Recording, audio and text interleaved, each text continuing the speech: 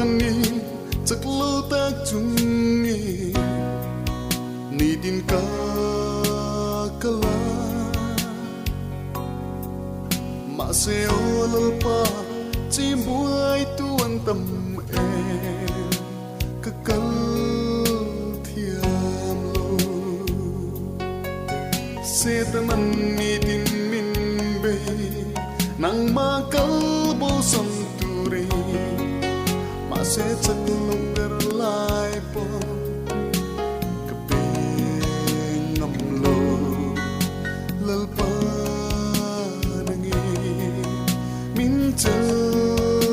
the pro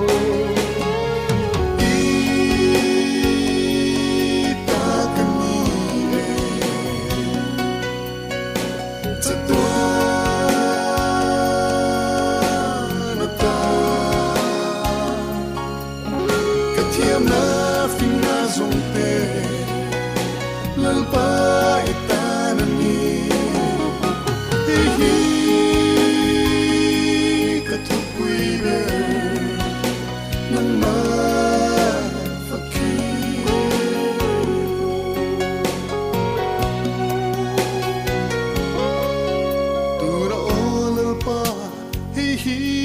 Shia lom thu ka ril che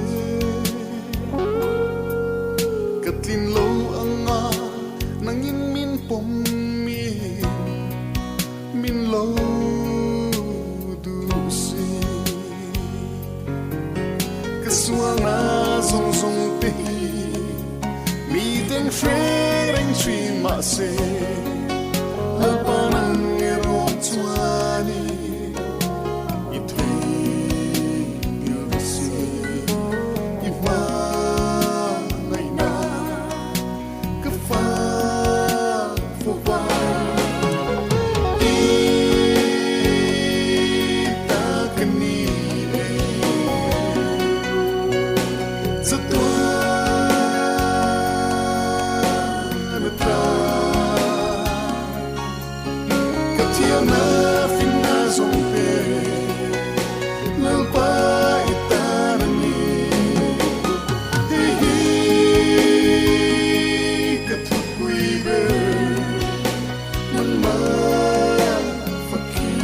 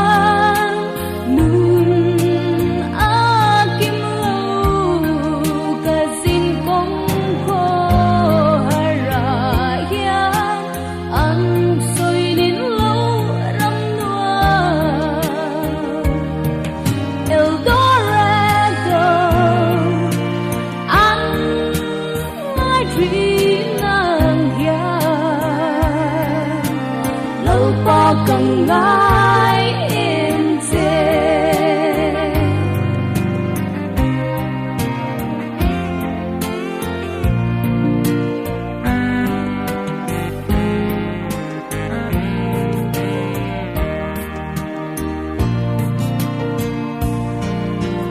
mà ngày tu đông lâu nun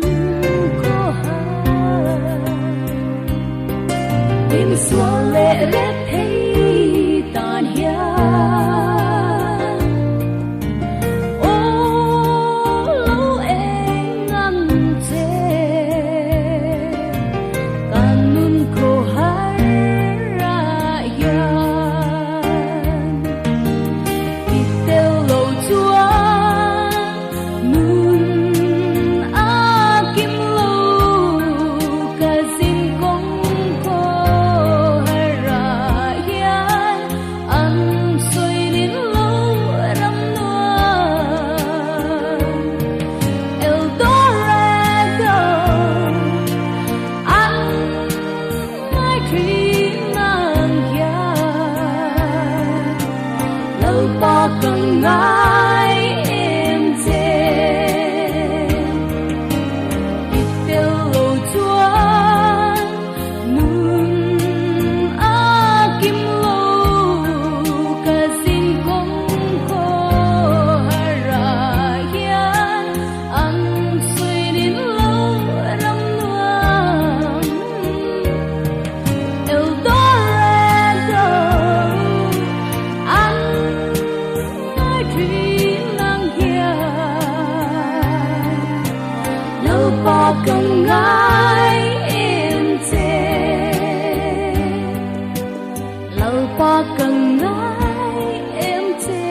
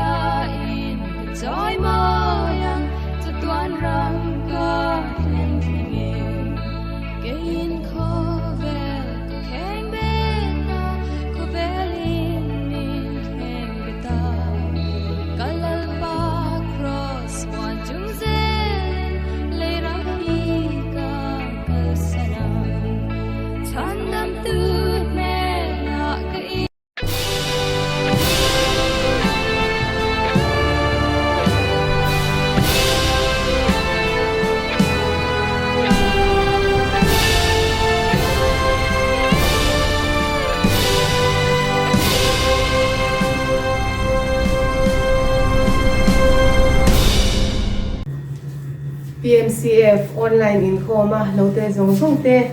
lalisua Krista mingin sibai kabuk at seo e kan sia theu angin Silenka ra kan oma biak ina Inkhawm na hunte aho havin nei theilo ma ila waimi thlengin online Inkhawm te kan la nei thebe se la halom om hle maya tin henga boy pui tu kan online Inkhawm boy pui tu tha le zung ri ru ngai to na seng tu zong zong te chunga polom thu kan soi ve ani e tin tholom tho du te tan a hnuaia number zia ka khan tholom tho thei ani boke pathian thu thiang hlim ilongai tha ang u chanchin tha zo hana zia bungli chang somthi le palina pathian chu tharau ani achibai buk tu ten tharau le ti tak zetin chibai an buk tur ani pathian ma apunin ilo tong trai u olal pa kan pathian kan paro pui bermit mai tu voinia keni PMCF hote puntra min la pe a ke online kal tanga Inkhawm na hunte puntra tak mai min la pe ka wang hian kan lom hle a ine na lom thu kan ron hri che ni voinia kan Inkhawm na te hi nangin min lo tel puila rilru thinlung tharau hun khata nangma chibai kan buk chia I tharau mai som na kan lo chan chau theina turin kan Inkhawm na kan program zong zong te abule tanga to thlengin ikuta kan ron kol ti ra che nangin ro puina le choi moina lo nem che laliswa krista mingin long Thusawitu chungin kan di la che amen tuna chuan koshan hoten kan hriat tur tul te puang turin kan secretary ilo so mang u Voin April ni som pariat sang ni som ni pakhat PMCF online Inkhawm lotel zong zong te kan Lalhriatpuii Krista mingin chipai kabuk cheu voin kan Inkhawm program hetiang hi ani kan Inkhawm Hruaitu hi pi Lalhriatpuii pi ma hriate ani ani hi UPS lama kan member ani tin Tawntai Rualna kan nayanga pathian thucha min hriltu tur hi Daniel Renthlei kan secretary ani cholima salam report kan pon chun jamanga cholima sakha April ni som pakhat sang ni som ni pakhat ani tholom hetiang hin alaluta general account ramthar ipatrangin cheng sang thumzali tual chung ipatrangin cheng sang khatzali Inkhawm tholo matrangin cheng sang ni zale somsari bufai thama cheng zali ani general account hian cheng sang sari zathum somsari alaluta building account cheng sang riat sari somruk le pakhat alaluta camping account cheng sang khat zathum somnga alalut boka zafai belkhom hian cheng sing khat sang sari zali somriat le pakhat alalut iphi panga alalut ani Inkhawm zong zong himi somsari le panga kanne cholne le Inkhawm program pon chun zamanga cholne le hi April ni somni panga sang ni somni pakhat alani to anga online program ni dar ni lechan ve Inkhawm hitran tur ani Inkhawm Hruaitu tur hi tlangwal kislon lalding heta ani anga pathian thucha reverend lalming chuanga zongte nena train kan ngai thla ang kalome tuna chuan Tawntai Rualna kan neyanga Tawntai thupui tur kha screen han ron tar langanga khang ho mang khan Tawntai Rualna kan zapa in mani hun thewa kan nei don lia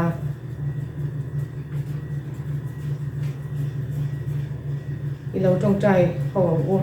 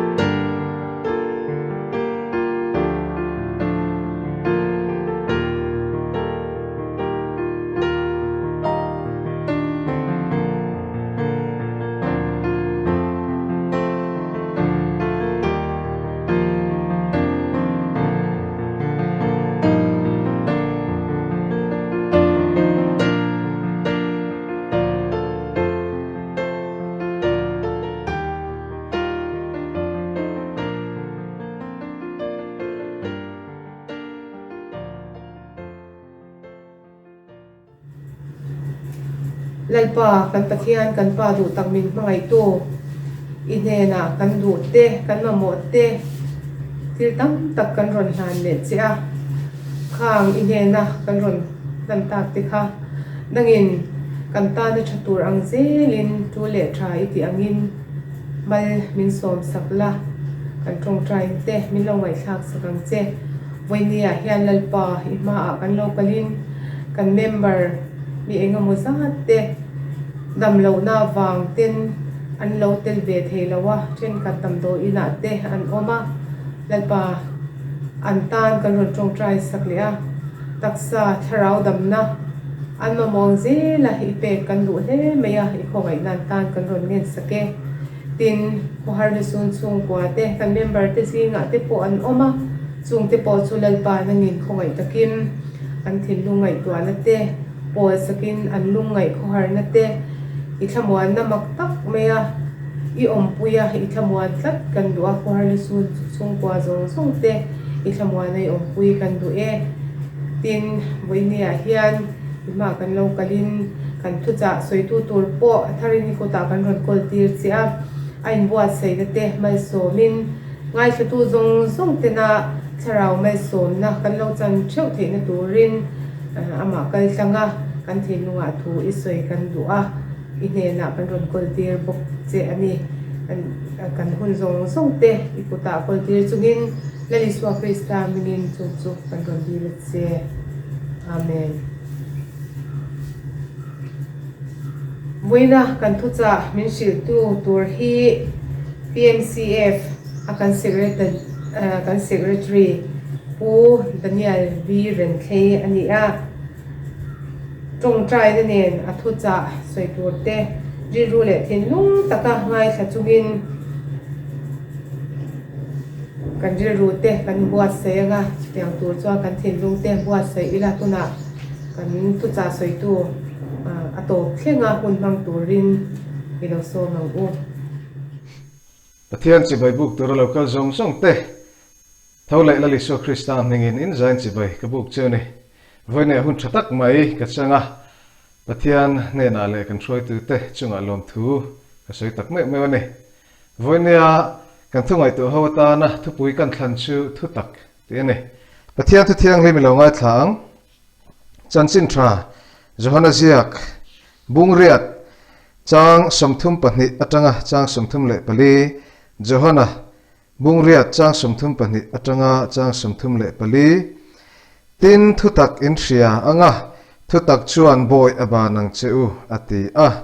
tin ani chuan ne na Abraham thla te kan nia sin tun thlengin tu ma boya kanom ngai lo boya ba nang cheu eng titi a iti nge ni anti a anchanga tini suan an hena ti tak mevin kasila cheu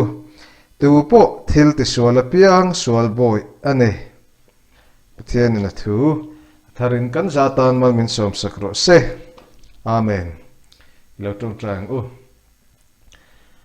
olal pa chungnung ber kan pathian min mangai tu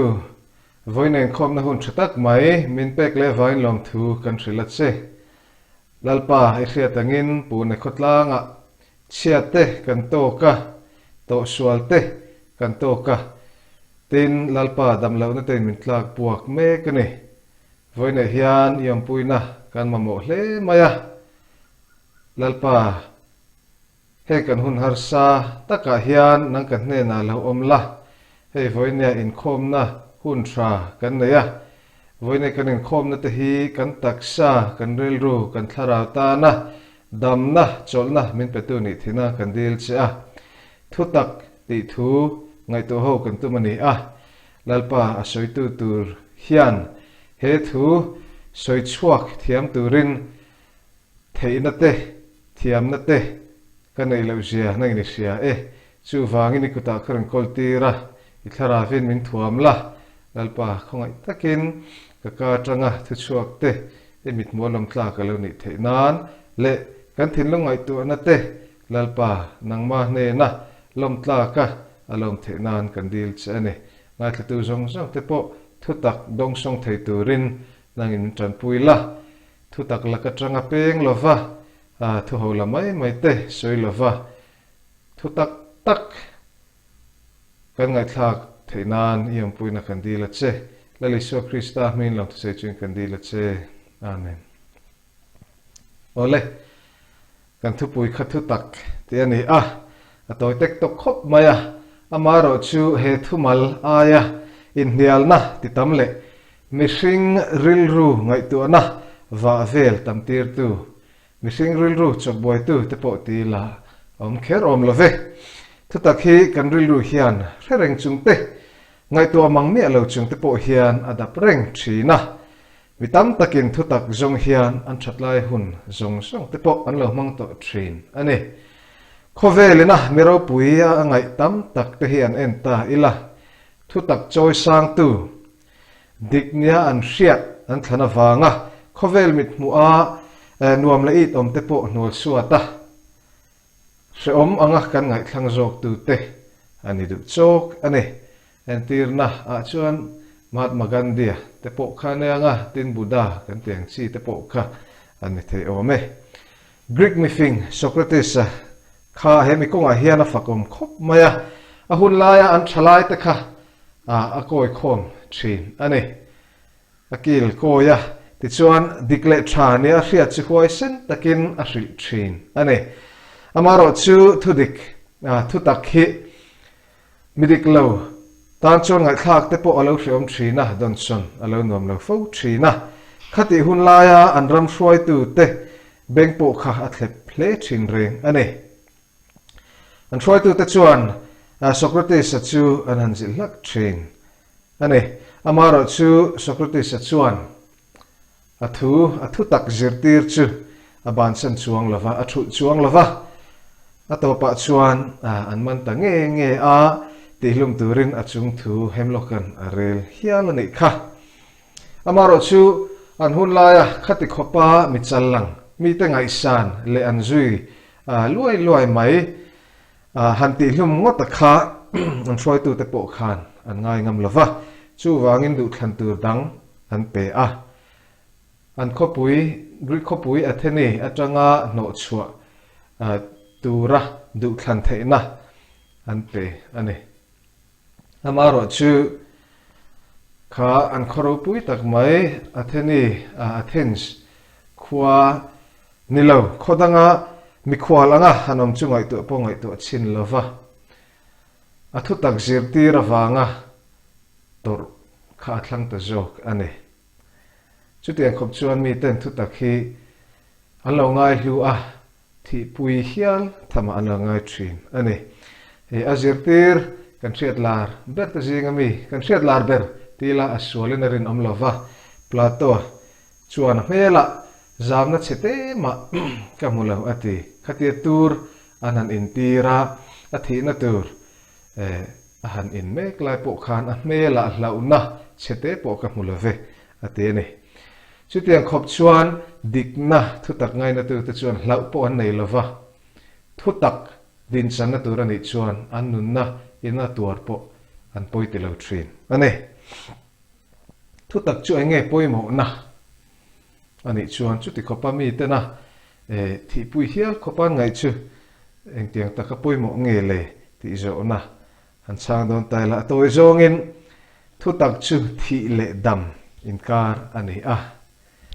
thutak ni lo do chuan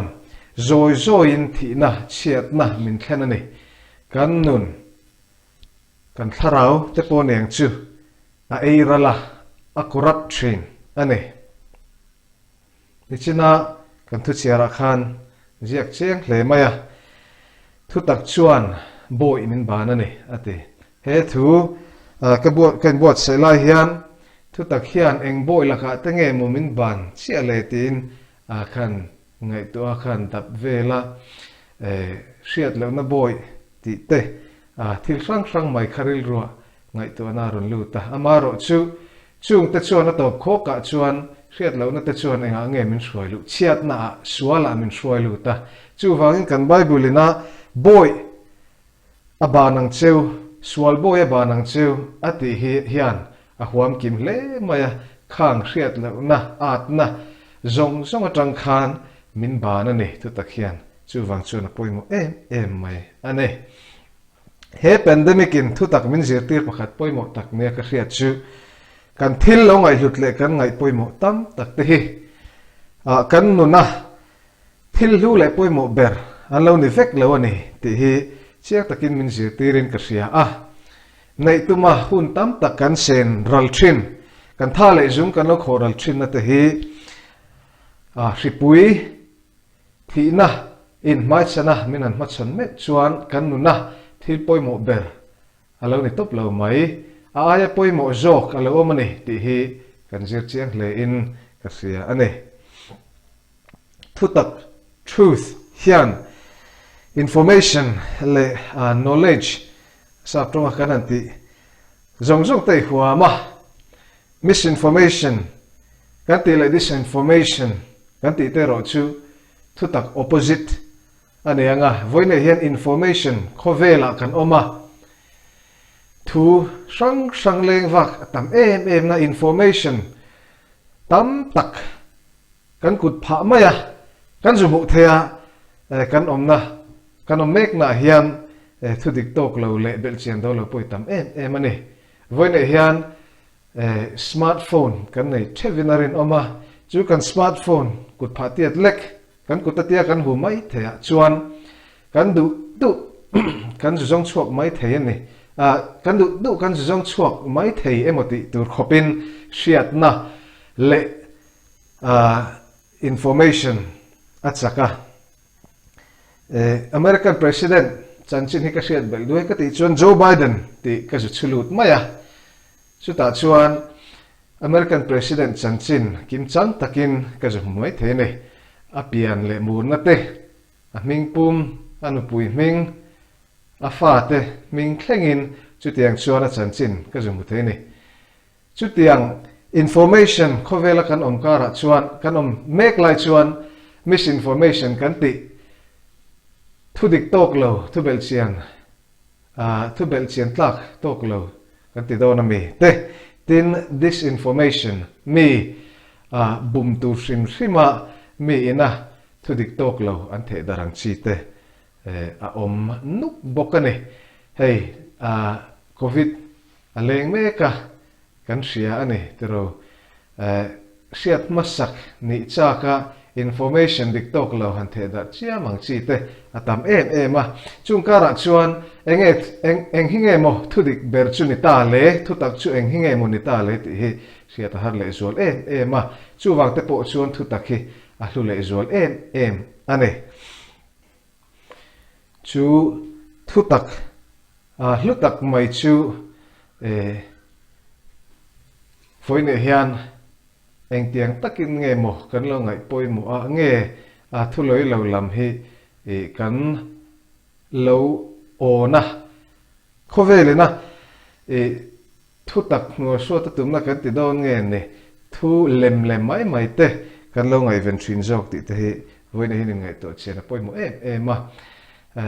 chuti chuan thu tak poi mo zia le a hlut zia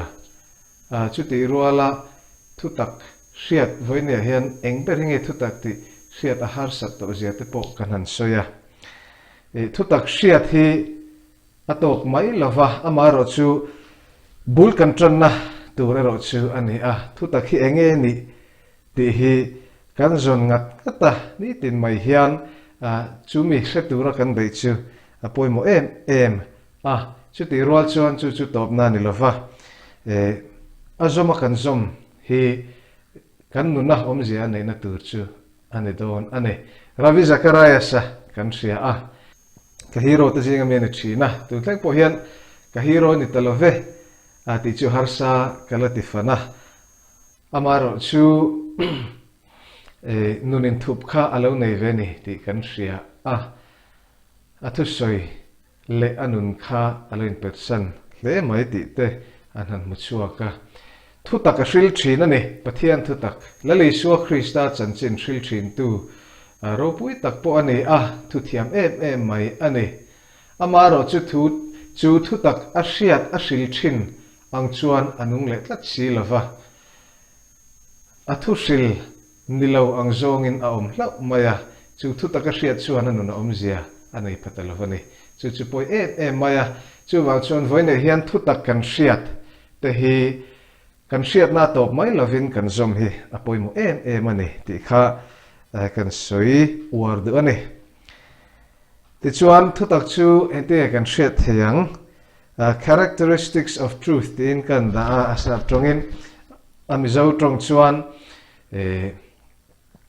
thu tắc zia ram te po ti la adik thei ome thu tắc chu kan ngai da na ngat lova kan pomzo ani mo ni lo mo angai reng ani ti hi apakhat na chu kan da kan ril ru su khekin ati danglam ve lo ni thu tắc hi hei khothlang lama chuan kan ria mi ngai dan te mi pomzong te ani ngai poimo sak em awangin an ma ni nan ngai dan te po an da thamai thin ani hei ke ni Mizoram te po ani chan chho me ki na siata mi te ngai da na loin rol lo tur han ti ang chi te ne kan Bible vekin soisel su soiselen omlo nan ati amaro chu chuan thu tak kan chan ngam lo tur ani ti lam he ko reng lo vani mi va soisel ngot te mi andik lo nang live highland ngor ringot te kha kan ti don lo ane ti min je tir maya amaro chu thu tak chu kan tran ngam tur ani lo ti na lam a ko khau lo ti kha kan ria ta poimo chu ti chuan mi ngai dan ani lo awang emo mi pomzong ani lo awang khan thu tak hin thak ringot lo vani ti kan ria ta ngai thu tak chu mi ngai dan ai ngat lo mo dang lam ve ngai lo vani panena chuan thu tak chuan na sataka be atok thin ane khothlang lam bok entinan han pele taila America Lalhriatpuii tak mai khu Hruaitu ma sa te amu chuak tu te kan ti don nge ni pathiana in ngat ani Lalhriatpuii takan dina andana te pathian thu tlo chana siam tam taka oma tin an currency an poisa ngay po in God we trust ti ziak ngat tu ten ni amaro chu tun lai tak hian thu takin be atok na sa em ani china kan soyang tho khan mi te ngai dan le pomzong ani lova mi feelings mi ente ngai mi zo toi ka sang mi rilru ati nom lo kha chuan thu tak po an thu po mai to thina chu tiang chuan an om me ka ni chu kan Mizoram po hian kan tong chho mek ang ti hian lo min a hriata kan tong chho mek te po ang ani chu tiang chuan kan om mek ani kan hriat reng tu chu thu tak chuan na sataka be atok thrin ani ti hi ni maro chu ding chan thrin thu tak chu pathumna chuan thu tak chu kan om na hmuna zirin adang lam lo kan om na hmuna ziran lo ni china kan sei to ang bok khan mi ngai dan ina thak dang lam the ni lova chu tiang bokin kan om na kan om na thak ka wanga dang lam ani lo ni sual helai hmuna sual chu mundanga po sual ani ti kha kan set poimo ema tin ato berle poimo tak pakhata chuan thu tak chu ading chang thin thu tak chu ding chang thin ti hi ni do chu in pen nan min mang thin ma sela atlo lova thu tak chau hi ding chang thin ani India ram ang secular rama po kan nam puan zar kan fleka satya meva jayate ti zia ka oma chu asap trong chuan truth alone triumphs ti ani thu tak chau ading chang thin ti ani he thu dik hi hreturin Christian ni kher polo ngai lo ti hi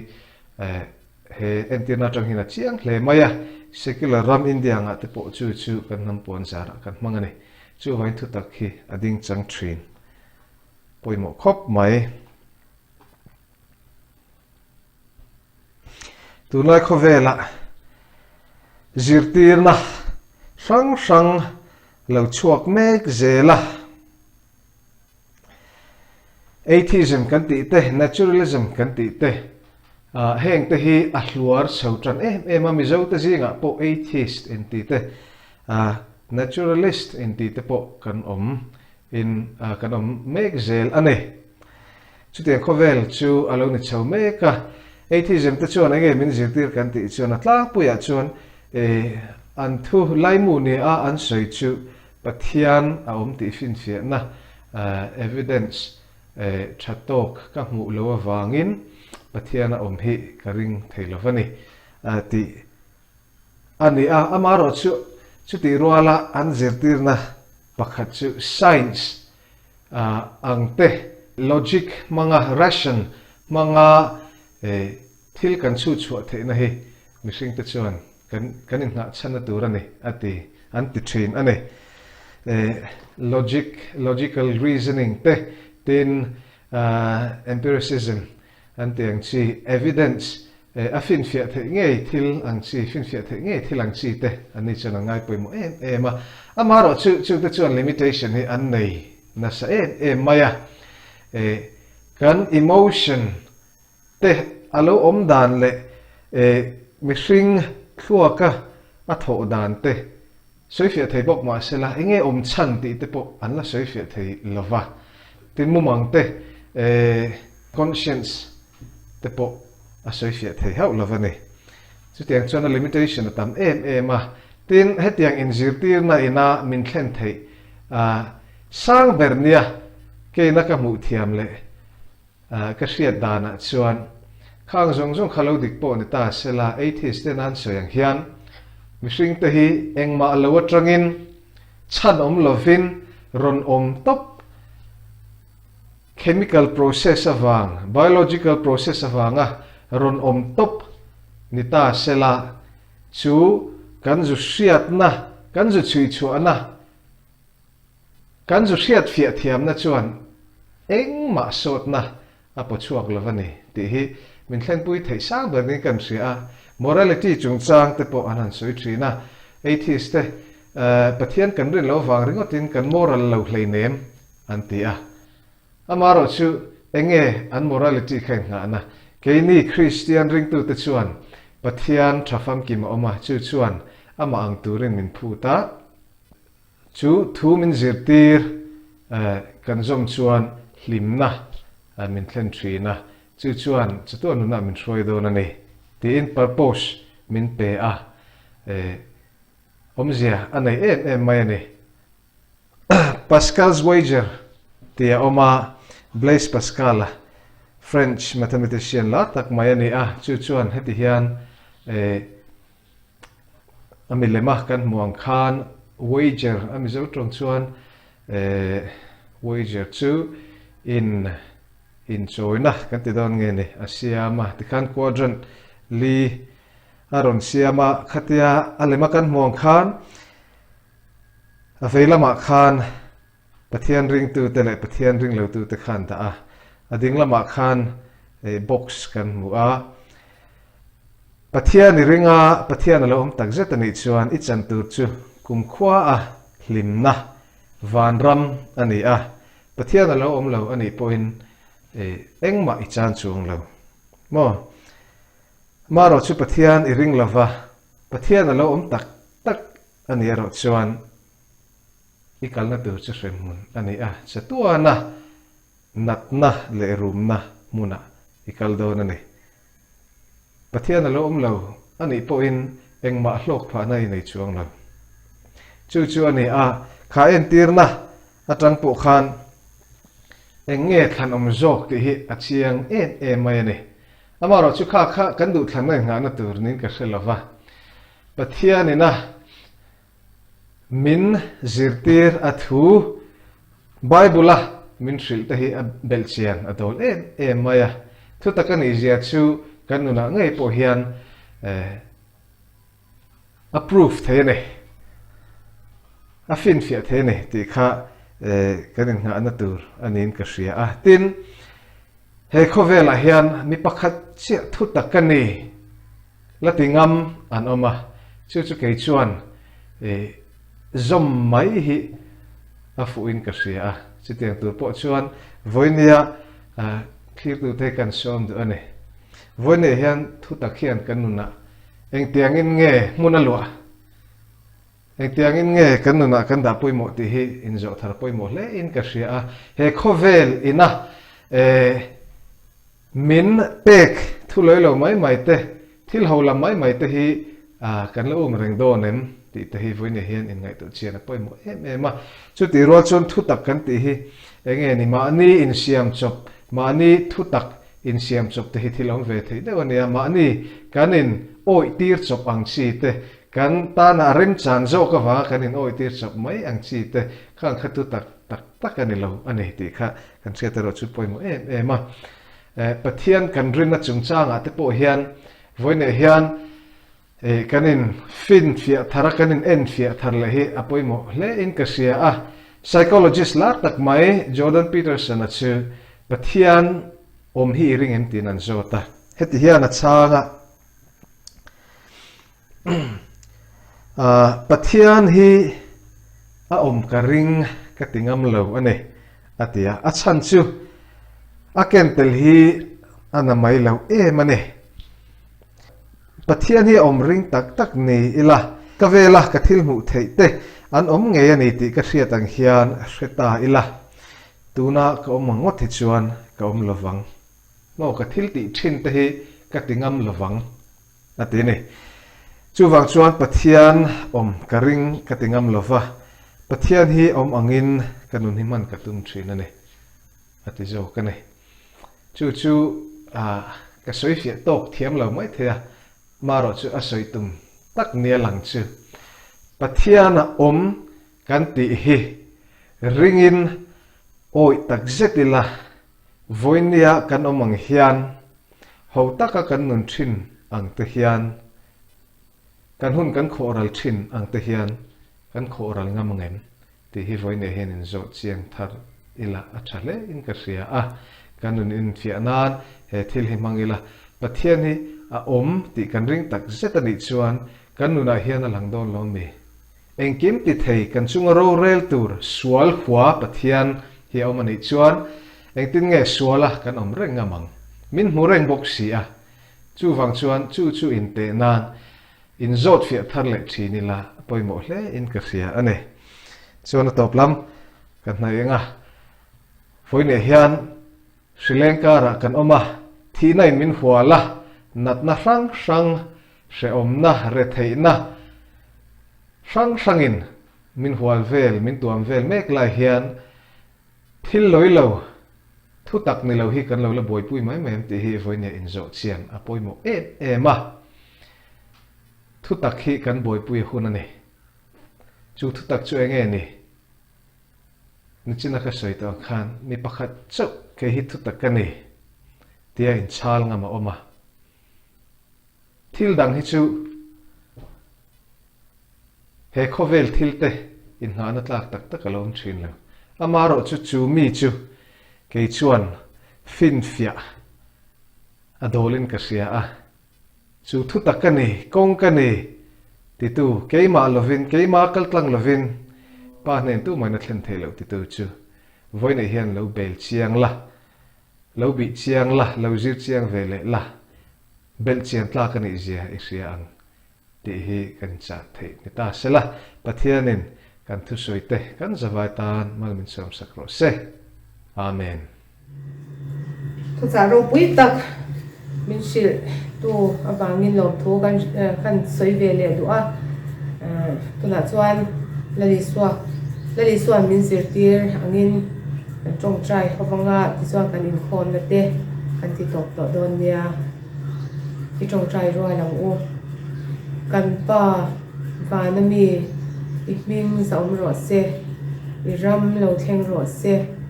idu zong vanan ti angin lemin ti ro se ni tin kan kopin cho min piang che kan sunga thil ti suai tu te kan ngai dam angin nang poin kan thil ti suai ngai dam ang che suai tu ra them na min suai lu suang che mi suai la ka chuan min sandam zo kang che ramte thil ti theina te ro pui te chatua dai tan si amen